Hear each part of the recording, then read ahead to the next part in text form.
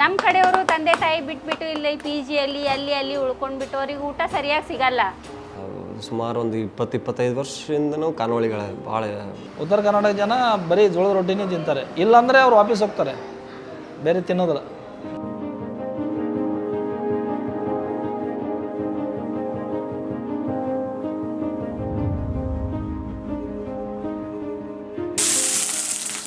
ನಮ್ಮ ಹತ್ರ ನೋಡಿ ಒಂದು ತರಕಾರಿ, ಚಟ್ನಿ, ಸಾಂಬಾರು, ರೈಸು, ಆಮೇಲೆ ಉಪ್ಪಿನಕಾಯಿ, ಚಟ್ನಿ ಈ ಥರ ಅಂತೂ ಇರುತ್ತೆ. ಜೋಳದ ರೊಟ್ಟಿ, ರಾಗಿ ರೊಟ್ಟಿ, ಅಕ್ಕಿ ರೊಟ್ಟಿ, ಮೆಂತ್ಯ ಚಪಾತಿ, ಪರೋಟ ಇಷ್ಟೆಲ್ಲ ಸಿಗುತ್ತೆ.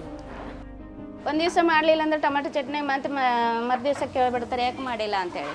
ಅಟ್ಲೀಸ್ಟ್ ವಾರದಲ್ಲಿ ಒಂದು ಸಲ 2 ಸಲನಾದರೂ ಬಂದೇ ಬರ್ತೀನಿ. ಒಂದು ಕಂಫರ್ಟ್ ಮೀಲ್ ಬೇಕು ಅಂದ ತಕ್ಷಣ ನಮ್ಗೆ ನೆನಪಾಗದೆ ಬಸವೇಶ್ವರ ಖಾನಾವಳಿ.